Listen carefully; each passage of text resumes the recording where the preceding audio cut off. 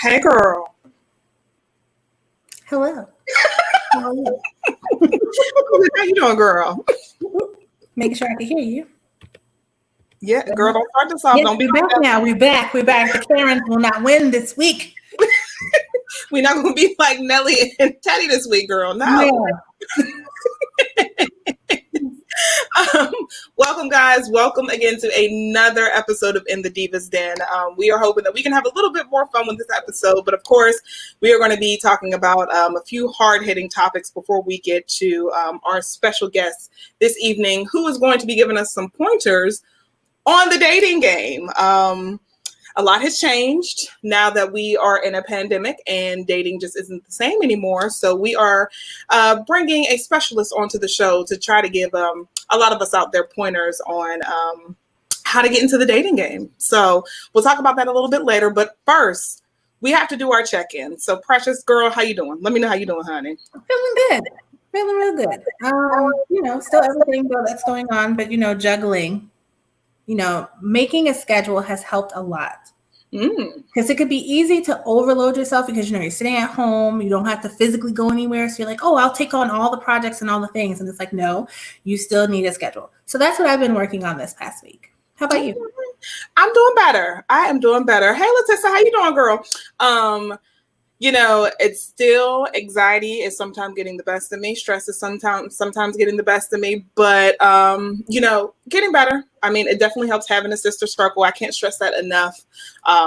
Each week, it helps so much having, family and things like that. And essentially just having some sort of release where you can just disconnect from it all, and get away from social media. If y'all guys have been following me, you know that I am on there like once every blue moon because I just can't do social media sometimes. So, yeah, just can't, just can't. But we getting there. We getting there. But But, hey, mom. Oh, girl, you like the hair, girl? Yeah, girl, you like the hair?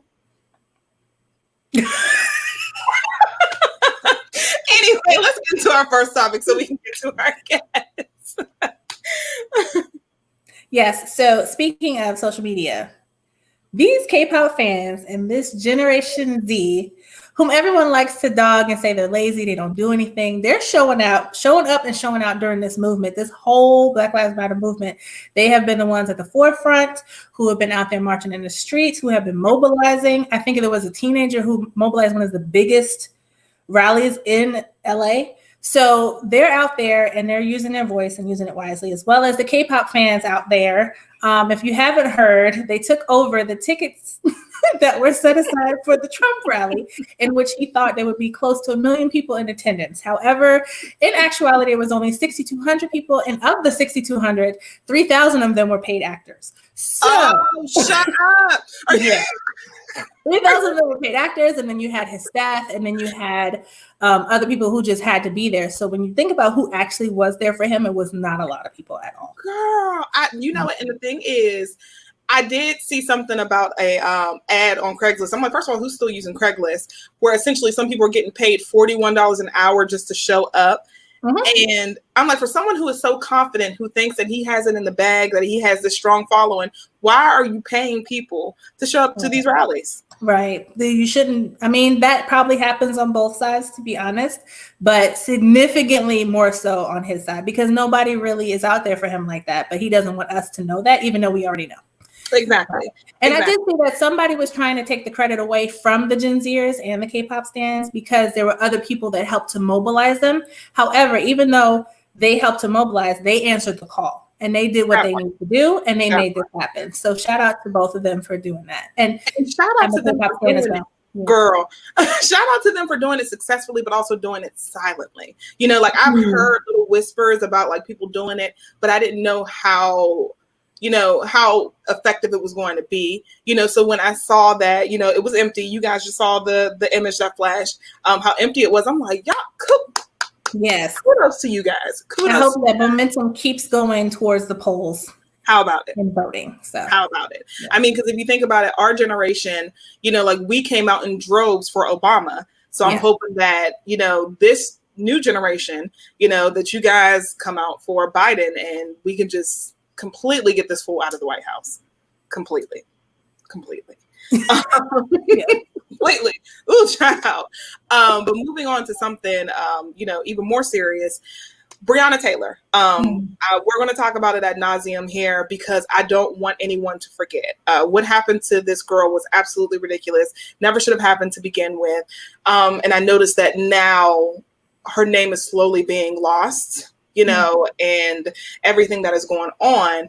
But what we can't do is we can't allow these officers to get away with what they did. One officer in particular was fired. I think it was Brett Hankinson, whatever. One has been fired, but we still have two more that needs to go. And essentially, my biggest problem is it's okay to celebrate if they're being fired, but my goal is conviction. I cannot rest or feel okay with them just losing their job because they can just go somewhere else, and they'll be just fine and things will go back to normal for them. But we need to see that you are facing some sort of consequences to your actions. So I don't want you guys to forget about this woman or any of the other people who have lost their lives due to injustice and police brutality. But Breonna in particular, if you're not sure how you can help, it starts with a simple phone call. It starts with a simple email of just demanding that there be some sort of action towards these police officers. And if you go to justiceforbreonna.org, all the information is laid out for you of who you can contact, how you can contact them, a script of what exactly you need to say, because I know sometimes you're just not sure of what you should actually put in the email, what you should say on the telephone, but all of that is laid out for you. How you can donate to help some of the protesters who were arrested, and how you can just donate to her fund. So please, please, please do not forget about this girl. Help any way that you can, even if it's just one phone call, one email. Let's not forget about her, and let's keep fighting because this is far from over. But and for those who feel like nothing's really happening when we call these numbers and send in these letters and send in these inquiries, Ahmaud Arbery's police officers not police officers, the people involved in his killing were actually indicted today, a few hours ago. So when we make moves, we've seen with this protest, we've seen with these rallies, we've seen with everything that we've been doing. When we stay united in numbers and make moves, things actually do happen. So we have to keep going. Exactly. So once again, if we can have that back up on the screen, Kayla, justiceforbreonna.org. Please go there. It just only takes a couple seconds to send a quick email or just call. Do that for her. Do that today. Keep going. Like Precious said, just keep going. But let's get into the next topic. Girl. This was cringeworthy. This whole thing was just Girl, Precious, I'm gonna let you take it away, honey. Okay, so in this video, a woman is out in public and she sees one of the cops who was one of the killers of George Floyd, and she confronts him. So let's take a look and see how this confrontation goes. What? What's your name? Oh, yeah, that's me. It is you. Mm-hmm. So you're out of prison. Yes. And you're comfortably shopping in Kpop Foods. As if you didn't do anything. I wouldn't call it comfortably. I'd just say getting necessities or helping. I don't think you should have that right. I don't even think you should be out on bail. I can understand. I mean, how does it feel? I'm sorry you feel that way. No, you're not sorry. Like, you're literally outside here comfortably as if you didn't kill that man. Did you think that people weren't going to recognize you? Honestly, did you? You don't have the right to be here. You killed somebody in cold blood. You do not have the right to be here. I understand. I'll get my stuff paid for. No, we don't want you to get your stuff. We want you to be locked up. You're honestly in Kpop Foods comfortably shopping out of prison. Like, do you feel any remorse for what you did?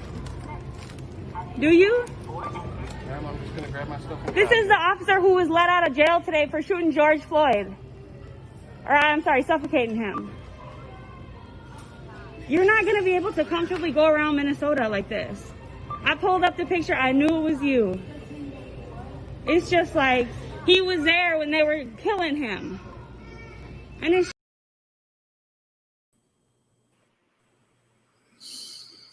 Yeah, that was a bit uncomfortable to watch and to witness. However, George Floyd was uncomfortable as he was laying there dying for 8 minutes and 45 seconds. How So about it? this is a consequence of the actions of partaking in what happened.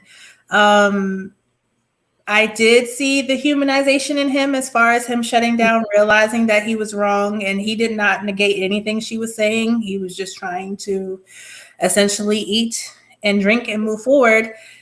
But at the same time, it's you did it. You did it.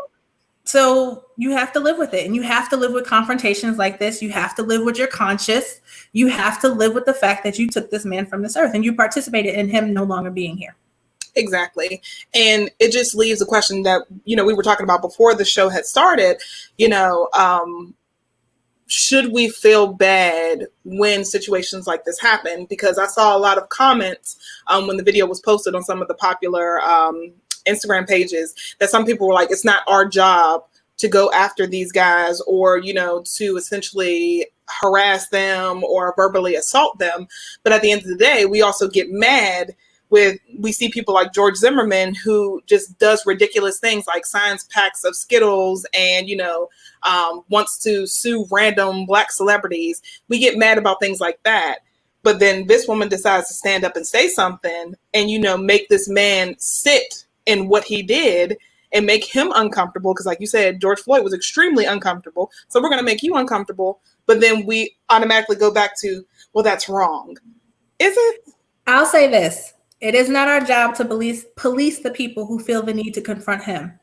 It's up to us to decide if we would confront him or not. That's the only thing we are responsible for, and that's it. I mean, given this situation, if you were to see one of the police officers, that had a hand in George Floyd or Breonna or, even the men who had a hand with Ahmaud, what would you have done? I don't know what words I would have said. I feel like I would have said something, but I don't know what words I would have said. I would not have contributed to however he may already be feeling. However, I would say something that would incite some kind of conviction within him to realize that what he did was wrong. Right. That he will have to make amends for that however he can. Absolutely. I don't even know if he can. Absolutely. I 100% agree. 100% agree. And even like Vince said, he sees no problem with her calling him out. And I see a few people who are in agreement with it. It is what it is. Yeah. You just have to be aware that you may run into somebody who's going to have a problem with what you did, and they're going to let you know. Now, she didn't put her hands on him. She just kindly said how she felt. And, that was that as he went off and ate his Oreos. Right. Random. The first thing you get out of prison is some Oreos and milk. Girl, I've knocked them damn Oreos out your hand. You don't eat anything black. But I do have to quickly give you guys this information, especially for those of you who are here in Raleigh. We are organizing a rally this weekend, Saturday at 10 a.m. at the Martin Street Baptist Church, because we want to not only bring awareness to what's going on, but actually bring awareness to our trauma that we're experiencing, essentially how to help with self-care and find tactics to, essentially help with that and to talk about strategy, so we're going to have people there to talk about, knowing your rights. We're going to have therapists there. We're going to have advocates and, people who are local activists and politicians who are going to help you with making sure that you're getting involved with these elections and getting registered to vote, how to vote, and just educating you all the way around. I will say that masks are enforced, as you can see. Today, it's been ruled that Friday at 5 p.m. we are required to wear masks. So it is expected everyone wear a mask that come in attendance, and we will be enforcing social distancing. So if anybody who is worried about that, there's plenty of space to make sure that we are spreading everyone out. But if you can, please come and join us this Saturday, 10 a.m., Martin Street Baptist Church. But now that we did that, I want to introduce you guys to our guest tonight because we just want to switch it up, do something a little bit fun, and just, get a little laughs, little giggles out here. We're going to talk about dating during the pandemic with our relationship and dating coach, Miss Ibbie. She's going to be joining us. Hey, girl. Hey, girl. How you doing, honey? I'm good. How are you? Yes, for giving us Black Girl Magic. I'm here for it. Thank you. You too. So, Ibbie, tell us a little bit about your profession and all that you do. Okay. So I'm a dating and relationship coach and a mental health therapist. So I work with my clients on setting intentions in their dating instead of leaving it up to fate and just whatever comes along. And I just help them find themselves and date through self-discovery. So that's my angle. Okay, girl. Well, considering that we are now in a pandemic, things have changed. There's now, no more meeting up or, going out to the bar or essentially just, meeting people by chance. How has that affected, I guess, your work or just the dating game in general? Believe it or not, a lot of people are dating now. Like the dating pool has become so wide because people are bored and they have nothing to do. So a lot of people have actually gotten more into the dating game, and the people who weren't into online dating before are kind of like getting into it now. So it's actually expanded pretty well. People are still coming just as much as before, and they want to learn how to online date. So. Okay. And when it comes to online dating, one of the biggest, issues that I hear are, as people of color, we don't typically know which app or which website is best for us. We see the promos for Match.com, for eHarmony, but we don't really have people on there that look like us. And then Tinder now has a bad rap of essentially just being one step away from Pornhub. And people don't trust Plenty of Fish. It's just a lot that is happening there. So what are some recommendations that you have? Okay. Elite Singles actually has an option for Black dating specifically. So it's for Black professionals. And I think like 85% of people on there have at least a bachelor's degree. So if that's something you're into, then it's definitely good for like Black professionals. They have you take like an in-depth personality test. So it matches you with your preferences and personality traits. So it makes it better that you might have better matches because it's taking into account your personality, your lifestyle preferences, your habits. And I think that does a good job at matching people. The downside is there's like a free option, but you have to upgrade in order to, get certain matches or something like that. But it is definitely good because they do have a Black dating option. So I know that's important for us. So another one is OkCupid. Really? Yeah. You can go in and specify that you only want to date a certain ethnicity. So that's good. And they have like a matching algorithm. So you have to answer like a ton of questions. And the more questions you answer, the better matches you have. Okay. Which I think is really good because it shows you like what percentage of matching that you have with someone. So say like 90% you matched and you know that this person actually took the time out to answer all these questions. So they're probably a good match for you if you guys answer the questions a similar way. So that's another option. I know people like ones dating apps like that more than, like some of the eHarmonies and the ones that you don't have as much autonomy where they're just sending you the matches rather than you having control over who you want to swipe on. So I know I think that's why some people are moving away from like the eHarmonies and the Black People Meets of the world. People Meet still exist? Wow. You said it exists? It still exists. Oh, girl. That's like Black Planet. Who's still on there? Yes.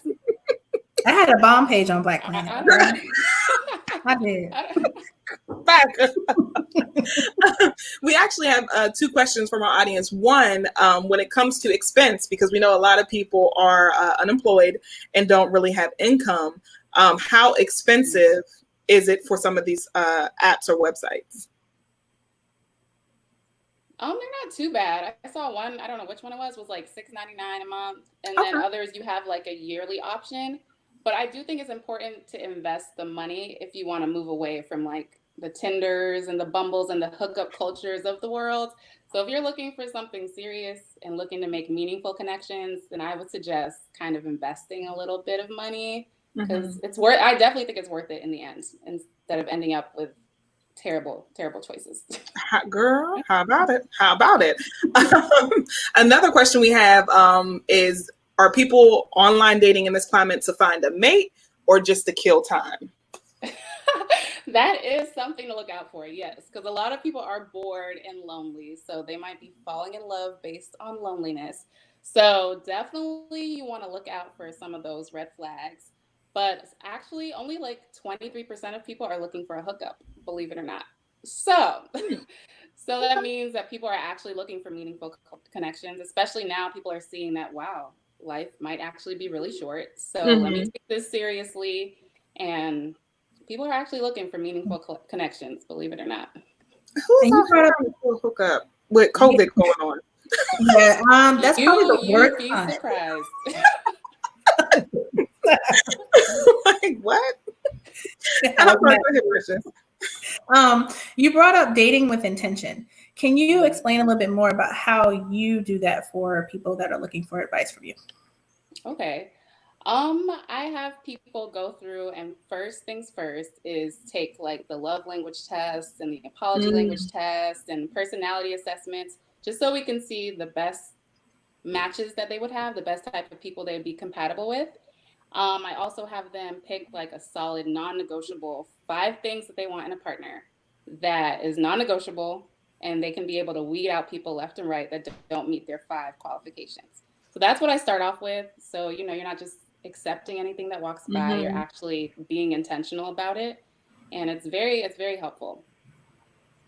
And I think that's a good thing, especially if you're dating with intention. Love languages, I think people take it a little lightly when people refer to that, but it's so important, because you can just completely like disconnect with someone if they don't understand, how you want to be loved and essentially how you give love.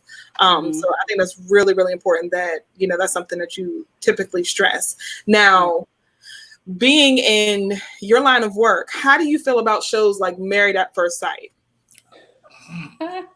They're definitely entertaining. They are definitely entertaining. I actually haven't seen that one. I saw Love is Blind. That was definitely interesting.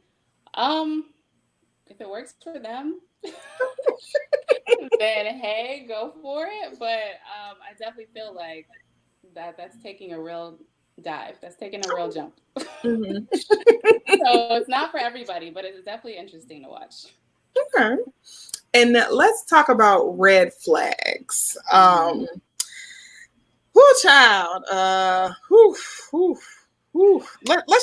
Let's just get on that topic of red flags. I'm gonna let you handle that. Okay. One red flag is people who write their stats in their bio, like their height or their weight or their shoe size, maybe. That they write their stats and only their stats. It kind of seems like they're trying to hype themselves up a little bit, or they're insecure, and you don't want to be feeding someone's ego for the rest of your life. You just don't want to do that.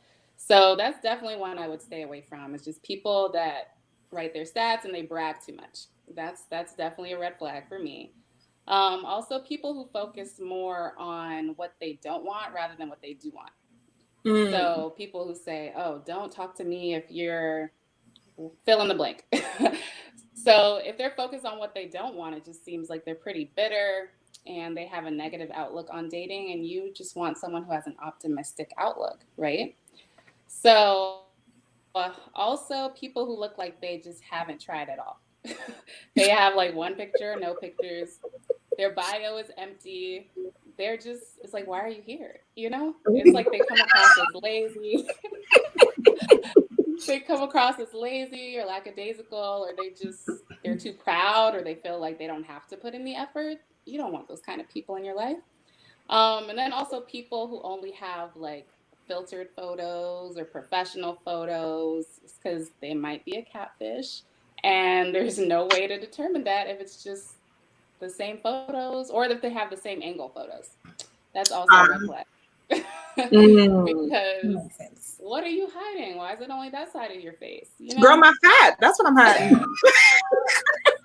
What's the chin? You see these chins?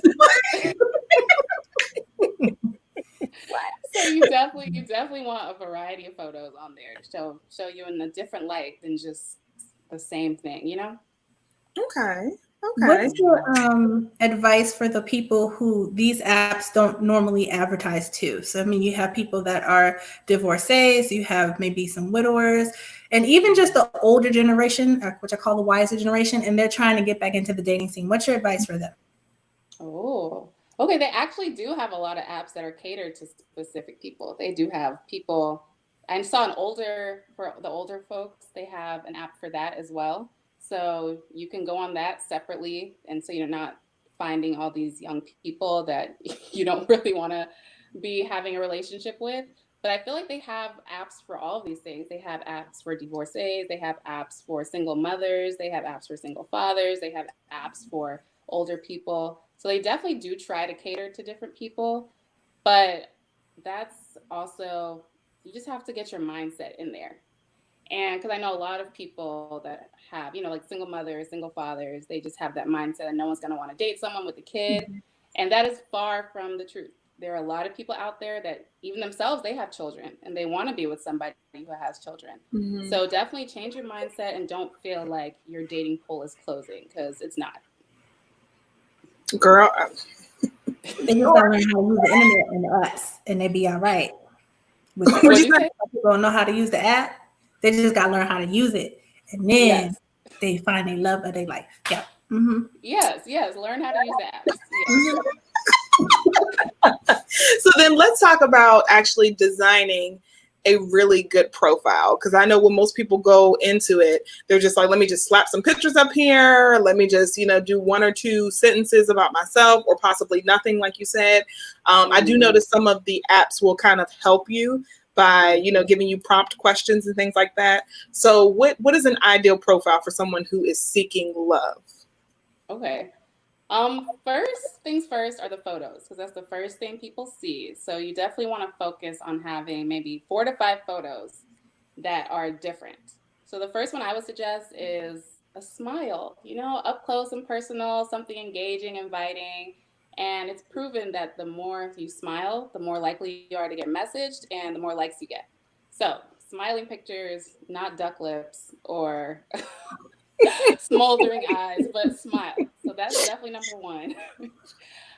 Number 2 would be like a full body shot of you doing something regular, something that you like to do. Like if you like to read, if you like to write, if you like to hike, or something, you doing something that you actually like to do, and full body, so they can see, you're not a catfish. All the crap. Take it. Yes. And then you want one doing something fun and adventurous and extraordinary, if you like solo traveling, if you like mountain climbing, if you like hiking through a wild forest, if you like petting exotic animals, something that will have them stop at your profile like, oh, this is interesting. You want to stand out from just everybody else. So it will cause people to want to ask you a question. So if I'm scrolling and I see somebody petting a wild animal, I'm more likely to stop and ask them about it. Mm-hmm. Mm-hmm. And then another photo would be just you, like show a piece of your personality. So if you're, I don't know, if you're like the class clown or something, I don't know, post you doing something silly, or just post something that shows your personality. That one's always good. And then people kind of teeter with this one a little bit, but I think it's important. Is like a make or break photo. So that's something that is a significant part of you that might be like a red flag for somebody else, because you want to save yourself and you want to save them time. So if you are an activist for a cause that they may or may not be for, post that on your profile. If you are a cat lover and you might end up with somebody who hates cats if that's not something that's like on your profile. So just save yourself the trouble and the stress and just post it in a picture. And that way you're saving yourself time, and they can just move on to the next person if you have something that they aren't interested in. So a lot of people don't like that one, but I think it's important. No, it's very important. So then, like you say, you're not having the uncomfortable conversation later if you find out this person is a Trump supporter and you're not here for that. You know, Exactly. like yikes. Ooh. Okay. Now, what about, I guess, the profile part? Well, the description part, because I often hear that some people don't like to read, or they don't put forth the effort, or they end up asking you questions that are already in the description, and you're just like, so why did I put that there? Yeah. Okay. Well, in the description, you want to just keep it short and sweet. So you want to give your personality, but you don't want to give too much because people, like you said, don't want to read. So just say something short and sweet and then throw in like a call to action. So let me give an example. If you are like a trainer, like a personal trainer, say, hi, I'm so-and-so, I'm a personal trainer. Ask me about the best spots to work out in nature. So that gives them something they want to stop, they want to slide in your DMs, and they want to ask you a question. So something short and sweet and something that, like a call to action. Okay. Yeah, so you don't go overboard. And then also when you slide in a DM, don't just say hey.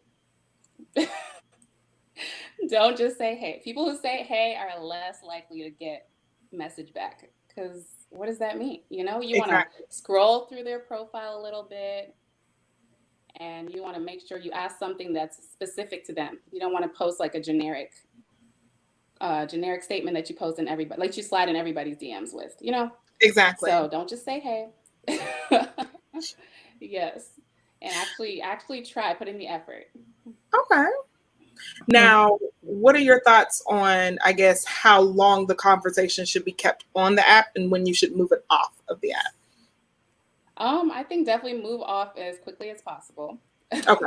Especially if you see that there's mutual interest there, you don't want to just stay on the app. You actually want to take it to the next level. And I know now with COVID, you can't really leave the house, but you want to take it to like video chatting so you can see what you're getting yourself into. So I would start on the app, maybe have like a 2-day conversation, maybe 3, and then suggest, hey, can I have your phone number? And then video chat and then move from there. But if the longer you stay on the app, the more you're wasting time. And it just seems like if you notice that they're not trying to push to get off the app, then that's also a red flag. Yeah. I do have another question too. What's the number one dilemma that people come to you about? Getting ghosted. Yes, a lot of people, especially lately, have been getting ghosted. So I actually do have a post on my page about reasons that people get ghosted the most. And I think a lot for my clients personally is they just read the signs wrong and they don't set their intention from the beginning.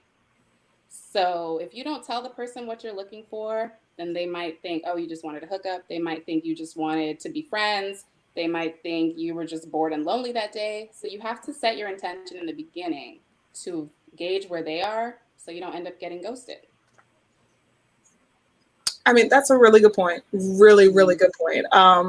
Actually, one of my girlfriends was just talking about how she was upset that she got ghosted, by a guy that she was feeling. But girl, look, sometimes it's the Lord's looking out for you. Like, yes. Yes, that's true. He's looking out for you. But I can't say that because I've ghosted a lot of people. So. Oh, you're a ghoster. Girl,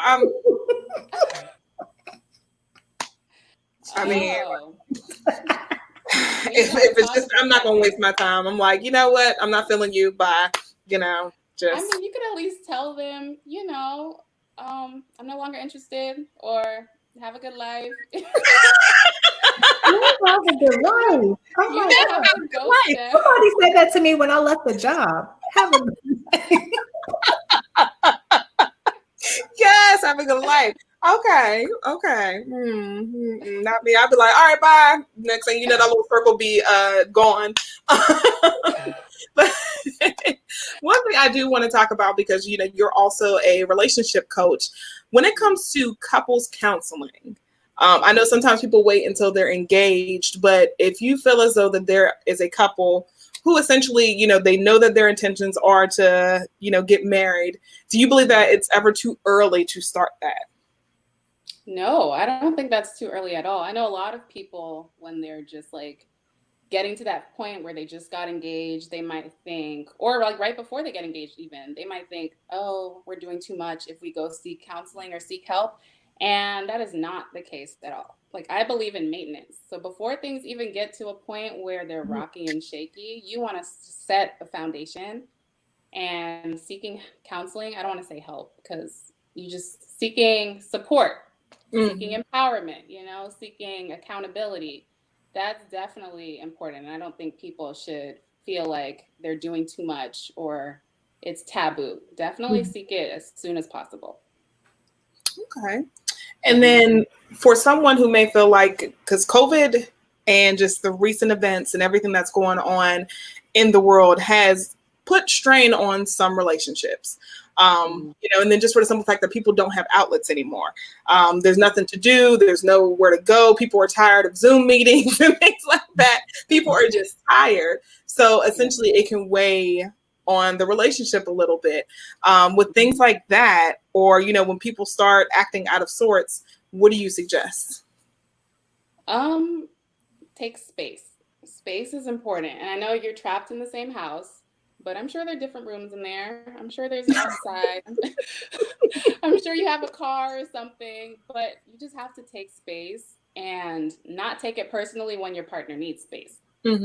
So I think just setting some time aside every day and saying, between this time and this time, let's just do our own thing, and making it normal, like normalize doing your own thing in relationships. You don't have to be up under each other 24/7, and you don't have to take it personally when your partner wants to do their own thing. So normalize space. I'm here for it. Hey now. Now, if someone wanted to get in contact with you, because people out here counseling, it helps. And for those of you who are interested in possibly furthering the discussion on having a ideal dating profile, how can they get in contact with you? You can find me on Instagram at Aurora Love Coaching. I'm on Facebook, Aurora Love Coaching LLC. You can slide in my DMs. I'll respond. I won't ghost you. Would you look at you, Kim? Yes, I was looking at you, Kim. I won't ghost you like Kim does. But yeah, just send me a message, or you can go on my website and fill out like a questionnaire, or contact me that way. But yeah, you can. I'm everywhere. And we actually have one more question. What about busy couples and long distance relationships? I'm guessing if they're having some sort of tiff or issues.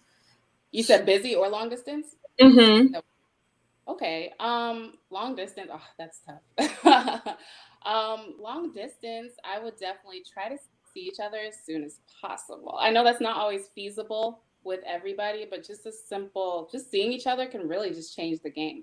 Because at that point, everything just melts away and you're just happy to see your person. So try to see each other as soon as possible. But like with busy couples, you have to set intentional time. Like send a text and say, hey, at this time, we need to sit here and have this discussion. Or this time, let's have dinner. Well, don't go to dinner, but dinner in the house. Don't catch COVID. But set intentional time and make sure you guys are both on the same page with that. I also like the idea of journaling, like just have like a couple's journal in your house and write each other notes in it. So if you don't want to like approach each other, you don't want to start an argument, just write each other notes and send them a text, let them know there's a note in the journal, and you guys just write each other notes in there and have something to... Well, you are getting on my nerves. Kiss my black ass. No. Oh my God. Yeah. Nice notes. You can say how you feel, but say it kindly. But no, I love that idea. I really, really love that idea. Ibbie, thank you so much. Loved having you on. You are an absolute doll and have definitely given us some things to consider. And hopefully singles out there giving you guys some things to consider, revamp your profiles. I always ask this question to my guests. Is it possible in the near future if you would love to come back on and be a diva again? Of course, I want to be a diva. Yes. Well, thank you so much. I appreciate you. You were so awesome. Please stay safe out there in those COVID streets. And I will see you later. Yes, you too. Thank you, girl. Bye. Thank you. Okay, girl. How you feeling? Look, now we done left notes to each other around the apartment. They was cute little notes in different languages. But you was straight cussing somebody out. Girl, let me tell you something. My patience is so thin, but I'm trying. I'm trying. I love my bookie butt, but woo. Yeah.